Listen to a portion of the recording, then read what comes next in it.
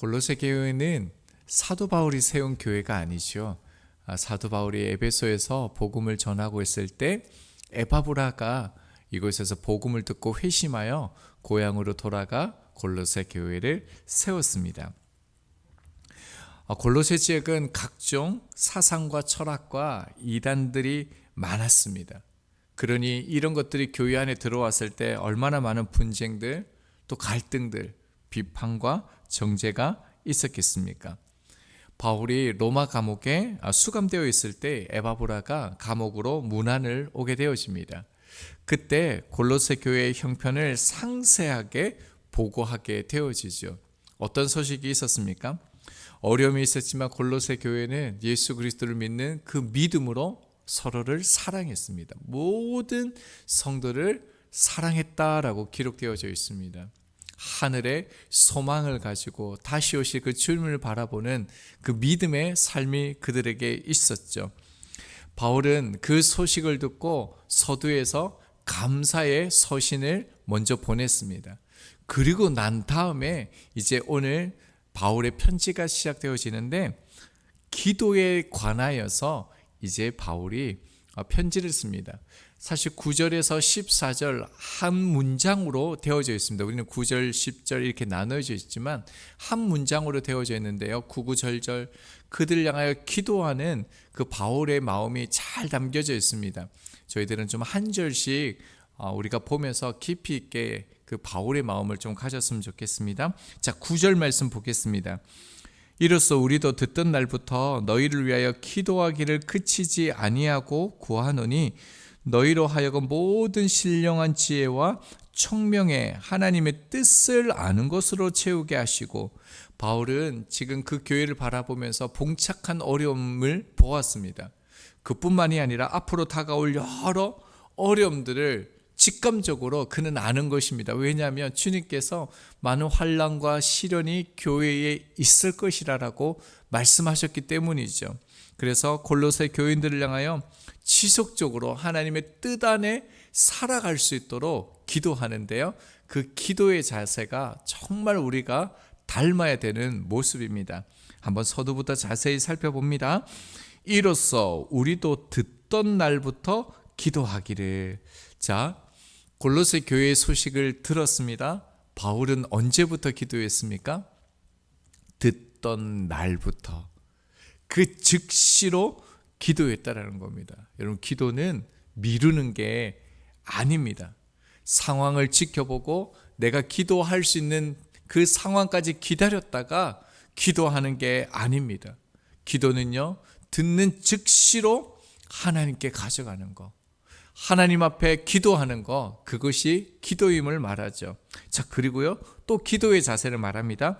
그치지 아니하고. 이 말은 무엇일까요?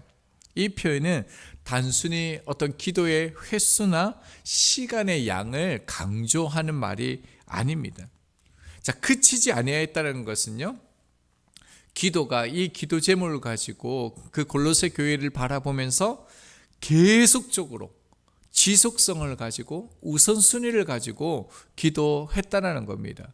단회적인 게 아니라는 것을 강조하는 거죠.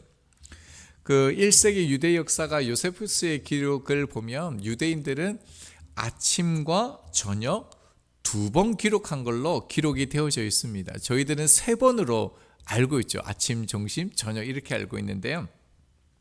그런데 제단에 제사를 드리는 제사장들은요, 오후 때 한 번 더 기도를 했습니다. 그래서 신앙이 깊은 유대인들은요, 우리도 제사장과 같은 삶을 살아야 된다. 그래서 그들이 하루에 3번씩 규칙적으로 기도하게 된 것이죠. 시편 55편 17절입니다.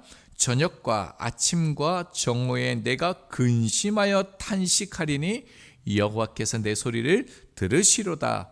자, 그런데 이 말씀을 보면요, 기도를 3번 하는데 저녁, 아침, 정오에 내가 기도한다, 탄식한다, 하나님께서 들으신다라고 말씀합니다. 왜 저녁일까요? 유대인들은요, 저녁이 하루의 시작이라고 보기 때문에 그렇습니다. 그래서 그들은요, 그 저녁 하루의 첫 시작을 반드시 하나님께 드림으로 시작했습니다. 그래서 새벽 기도회가 참 유익이 있습니다. 우리나라만 이렇게 시간적으로 아침이 이 새벽이라서 이 아침에 하지만 이 시간이 굉장히 유익합니다. 기도는 단순한 자율적으로 선택해서 하는 게 아닌 것이죠. 기도라는 것은 삶의 구조, 삶의 방식을 하나님 중심으로 바꾸는 것입니다. 그래서 우리도요, 내 삶의 스타일이 아니라 성경적 스타일로 바꿔야 합니다. 하나님 앞에 장소를 정해서 규칙적으로 기도하는 시간이 필요한 게 아니라 반드시 필요합니다. 신앙생활을 하면 할수록 하나님 앞에 규칙적으로 기도하는 것이 얼마나 중요한지를 참 많이 깨닫게 되어집니다. 못 모를 때, 젊었을 때는요, 하나님이 영이신데 어디서나 기도해도 되고 어느 장소에서나 기도해도 되고 걸어가면서 기도해도 된다, 하나님 앞에 하나님이 다 들으신다, 이런 생각을 가졌었는데요, 사실은 그렇지가 않습니다. 물론 모든 기도를 받으시지만 성경에서 하나님 마음을 가지고 하나님께 쓰임 받았던 사람들의 특징이 무엇인 줄 아시죠? 그들의 공통점은 기도를 규칙적으로 했다라는 겁니다. 그들이 필요에 의해서 기도한 게 아니라 그들이 구할 게 있을 때마다 하나님 앞에 나아간 것이 아니라 하나님의 뜻을 알기 위해서 그들이 규칙적으로 하나님 앞에 머물렀던 것을 알 수 있습니다. 자, 그러면서 바울은 또 뭐라고 얘기합니까? 기도를 그치지 아니하고 구하노니라고 얘기하고 있습니다. 자, 구한다라는 것은요, 그들의 필요가 무엇인지를 구한다라는 겁니다. 막연히 형식적으로 우리의 입장에서 기도하는 것이 아니죠. 상황을 정확하게 이행 가운데서 드려지는 그런 목적 있는 기도였다라는 겁니다. 지금 에바브라를 통해서 그 교회가 어떻게 흔들리고 있는지, 어떤 시련이 있는지, 어떤 하나님의 말씀이 필요한지를 분명히 알게 되었죠. 그래서 사도 바울은요, 그들의 영적 상태와 필요를 정확히 알고 하나님께 간구한 것입니다. 저희 또한 그렇죠. 우리가 원하는 기도 제목이 아니라 그들이 원하는, 하나님께서 주시고자 하시는 그 기도를 해야 되는 것입니다. 자, 그러면서 하반절입니다. 너희로 하여금 모든 신령한 지혜와 총명에 하나님의 뜻을 아는 것으로 채우게 하시고. 참 바울의 기도를 보면요, 놀랍습니다. 점점 깊어집니다. 바울의 기도의 특징이 무엇입니까? 하나님의 뜻을 분별하는 삶을 구하고 있다라는 거죠. 자, 그런데 저희들도 그렇지만 하나님의 뜻을 분별하는 거, 아는 것이 정말 쉽지가 않습니다. 그래서 바울이 어떻게 기도합니까? 서두에요, 신령한 지혜와 총명을 먼저 구하게 되어지는 겁니다. 지혜는요, 옳고 그름이 무엇인지 분별하는 영적 통찰력을 말하는 것입니다. 현상을 보는 것이 아니라 그 하나님의 시선으로 본질을 보는 것, 그게 지혜인 것이죠. 자, 그렇다면 총명은 무엇입니까? 그 지혜를 통해서 영적 분별력을 가졌죠. 하나님의 시선을 가졌죠. 하나님이 기뻐하시는 것을 알았죠. 총명은요, 그 분별한 것을 삶 속에서 연결하고 적용하는 능력입니다. 그러니까 이 총명은 실제로 살아나게 하는 힘인 것이죠. 우리가 그런 삶을 살아갈 수 있도록. 근데 바울은요, 그냥 지혜와 총명이라고 말하지 않았습니다. 아주 중요한 단어를 하나 썼습니다. 신령한이라는 단어를 붙였습니다. 여러분, 이 말이 무엇입니까? 지혜와 총명을 말할 때 이 지혜와 총명은요, 세상의 지식과 지혜를 말하는 게 아니다라는 겁니다. 삶을 잘 살아가기 위해서 효율성을 가지는 그런 세상의 가치를 말하는 게 아니다라는 겁니다. 신령한은 성경에서 누구를 뜻합니까? 영이신 하나님, 성령님을 뜻하죠. 성령 안에서 주어지는 영적인 분별력입니다. 주님께서 이렇게 말씀하셨습니다. 요한복음 14장 26절, 보혜사 곧 아버지께서 내 이름으로 보내실 성령, 그가 너에게 모든 것을 가르치고 내가 너에게 말한 모든 것을 생각나게 하시리라. 여러분, 성령을 통해서 주시는 지혜가 필요합니다. 성령을 통해서 주시는 총명이 필요합니다. 이것을 위해서 기도한 것이죠. 그래서 그 성령 안에서 어떤 일이 일어난다고요?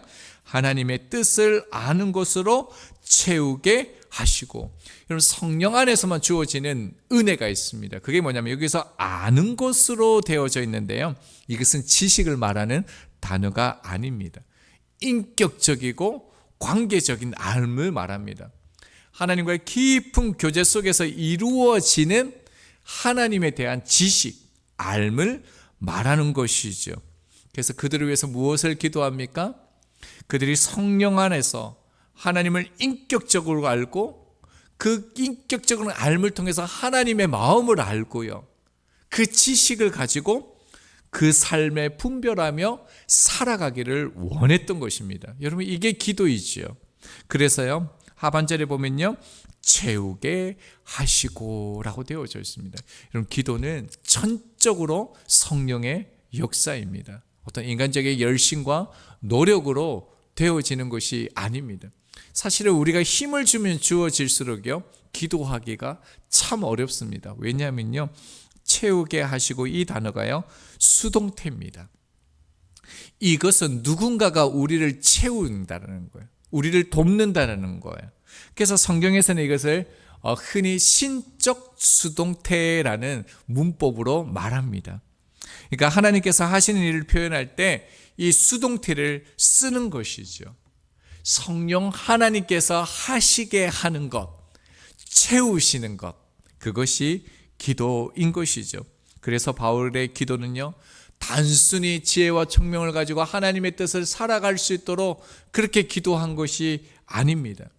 성령 안에서 정말 성령의 능력으로 하나님의 뜻을 깨닫고 그 깨달음이 삶 전체를 이끌어가는 그런 하나님의 뜻 안에 살아가는 삶을 살아가게 해 주십시오.